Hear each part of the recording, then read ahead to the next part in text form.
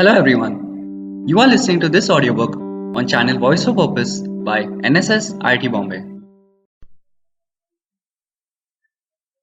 The Eagle and the Fox.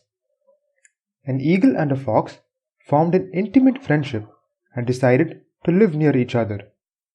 The eagle built her nest in the branches of a tall tree, while the fox crept into the underwood and there produced her young. Not long after they had agreed upon this plan, the eagle, being in want of provision for her young ones, swooped down while the fox was out, seized upon one of the little cubs, and feasted herself and her brood. The fox on her return discovered what had happened, but was less grieved for the death of her young than for her inability to avenge them. A just retribution, however, quickly fell upon the eagle. While hovering near an altar on which some villagers were sacrificing a goat, she suddenly seized a piece of the flesh and carried it along with a burning cinder to her nest. A strong breeze soon fanned the spark into a flame, and the eaglets, as yet unfledged and helpless, were roasted in their nest and dropped down dead at the bottom of the tree. There, in the sight of the eagle, the fox gobbled them up. Moral of the story: do unto others as you would have them do unto you.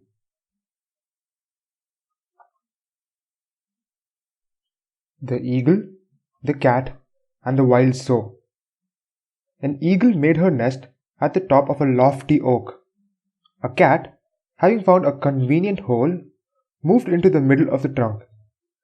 And a wild sow, with her young, took shelter in a hollow at its foot. The cat cunningly resolved to destroy this chance-made colony. To carry out her design, she climbed to the nest of the eagle and said, "Destruction is preparing for you, and for me too, unfortunately."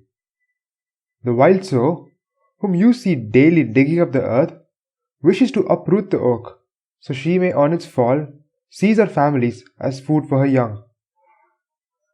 Having thus frightened the eagle out of her senses, she crept down to the cave of the sow and said, "Your children are in great danger, for as soon as you go out with your litter to find food, the eagle is prepared to pounce upon one of your little pigs." Having instilled these fears into the sow, she went and pretended to hide herself in the hollow of the tree. When night came, she went forth with silent foot and obtained food for herself and her kittens. But feigning to be afraid, she kept a lookout all through the day. Meanwhile, the eagle, full of fear of the sow, sat still on the branches, and the sow, terrified by the eagle, did not dare to go out of her cave. And thus they both, along with their families, perished from hunger, and afforded ample provision for the cat and her kittens. Moral of the story: gossips are to be seen and not heard.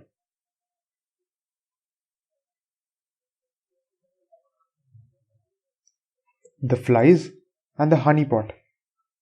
A number of flies were attracted to a jar of honey which had been overturned in a housekeeper's room, and placing their feet in it, they ate greedily. Their feet, however, became so smeared with the honey that they could not use their wings nor release themselves, and were suffocated. Just as they were expiring, they exclaimed, "O foolish creatures that we are! For the sake of a little pleasure, we have destroyed ourselves." Therefore, the moral of the story is: pleasure bought with pains hurts.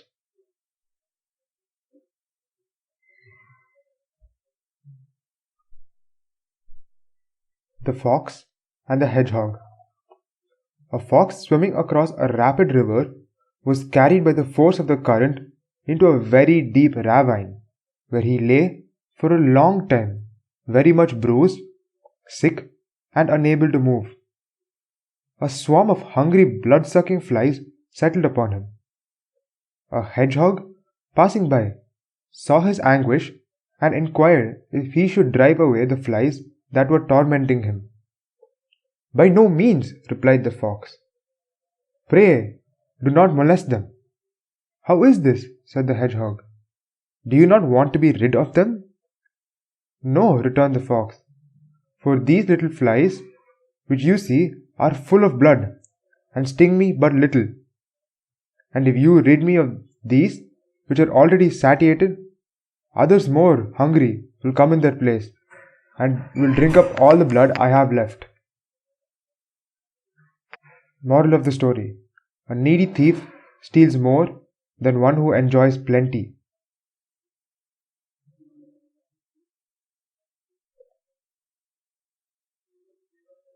The Frog's Complaint Against the Sun. Once upon a time, when the sun announced his intention to take a wife, the frogs lifted up their voices in clamor to the sky. Jupiter, disturbed by the noise of their croaking, inquired the cause of their complaint. One of them said, "The sun, now while he is single, parches up the marsh and compels us to die miserably in our arid homes. What will be our future condition if he should beget other sons?"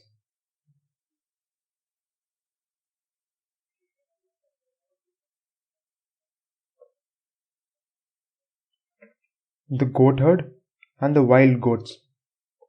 A goatherd, driving his flock from their pasture at eventide, found some wild goats mingled among them, and shut them up together with his own for the night. The next day it snowed very hard, so that he could not take the herd to their usual feeding places, but was obliged to keep them in the fold. He gave his own goats just sufficient food to keep them alive, but fed the strangers more abundantly in the hope of enticing them to stay with him and making them his own. When the thaw set in, he led them all out to feed, and the wild goats scampered away as fast as they could to the mountains.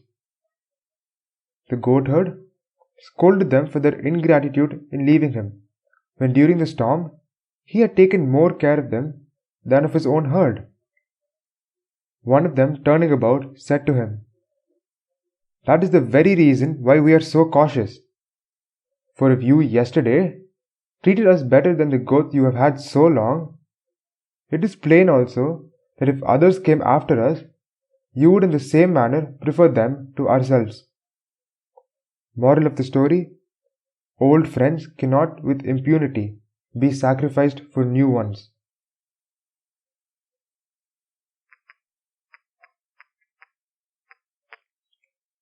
Hercules and Pallas. Hercules, once journeying along a narrow roadway, came across a strange looking animal that reared its head and threatened him. Nothing daunted the hero, and gave him a few lusty blows with his club, and thought to have gone on his way. The monster, however, much to the astonishment of Hercules, was now 3 times as big as it was before, and of a still more threatening aspect. He thereupon redoubled his blows, and laid about him fast and furiously. But the harder and quicker the strokes of the club, the bigger and more frightful grew the monster, and now completely filled up the road. Pallas then appeared upon the scene. "Stop, Hercules," she said. "Cease your blows. The monster's name is Strife. Let it alone, and it will soon become as little as it was at first." Moral of the story: strife feeds on conflict.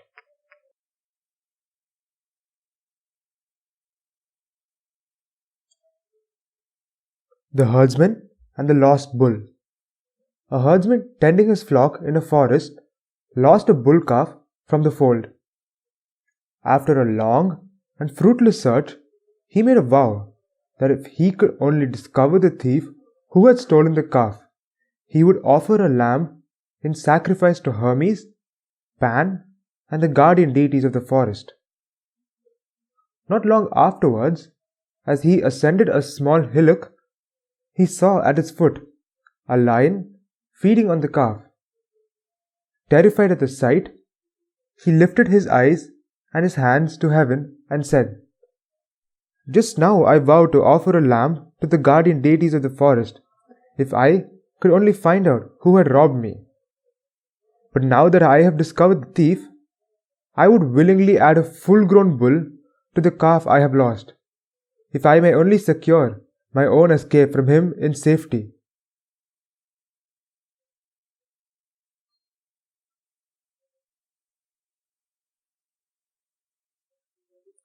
The Salt Merchant and his Donkey.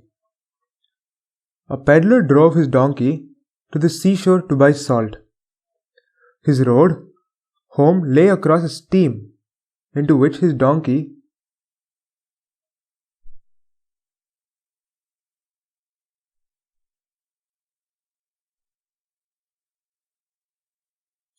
The Salt Merchant and his Donkey. A peddler drove his donkey to the seashore to buy salt.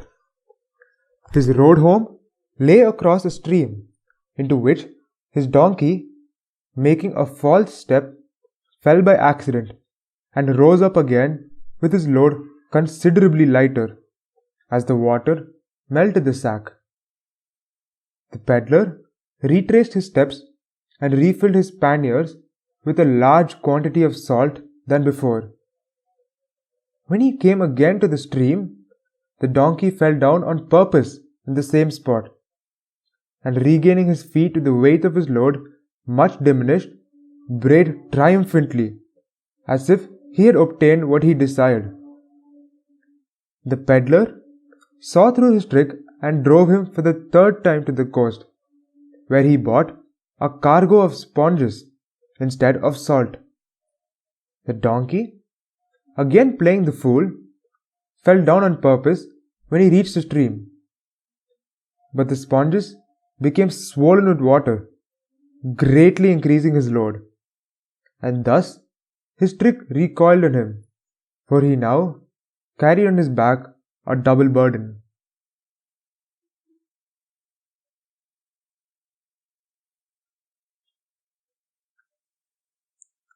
The Seaside Travelers.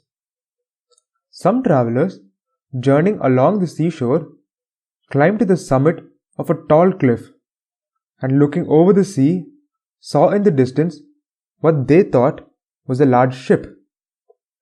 They waited in the hope of seeing it enter the harbour, but as the object on which they looked was driven nearer to the shore by the wind, they found that it could at the most be a small boat and not a ship. When, however, it reached the beach, they discovered that it was only a large faggot of sticks, and one of them said to his companions, "We have waited for no purpose, for after all, there is nothing to see but a load of wood." Our mere anticipations in life outrun its realities.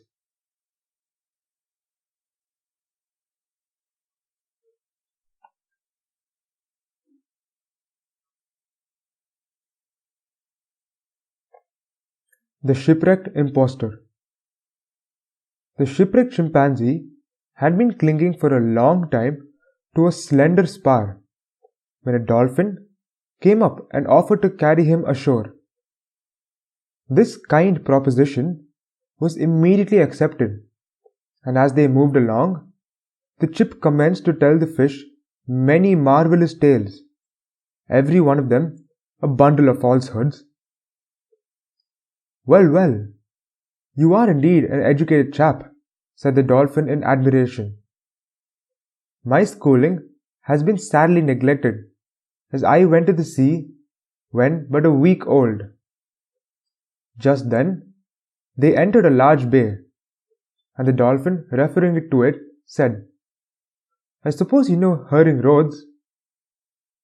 The chimp, taking this for the name of a fellow, and not wishing to appear ignorant, replied, "Do I know Rhodes? Well, I should almost think so. He's an old college chum of mine, and related to our family by—" This was too much for the dolphin, who immediately made a great leap, and then diving quickly, left the impostor in the air for an instant before he splashed back and disappeared. A liar deceives no one but himself.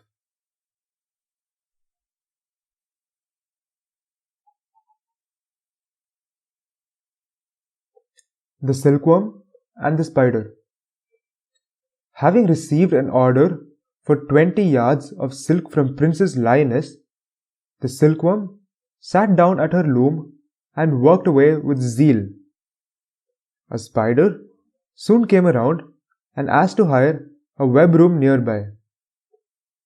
The Silkworm acceded, and the spider commenced her task and worked so rapidly that in a short time the web was finished. "Just look at it," she said, "and see how grand and delicate it is. You cannot but acknowledge that I am a much better worker than you. See how quickly I perform my labors." "Yes," answered the Silkworm, "but hush up, for you bother me.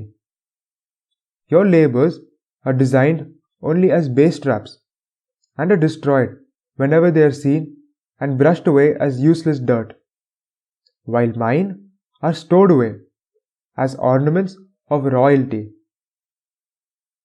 True art is thoughtful, it delights, and it endures."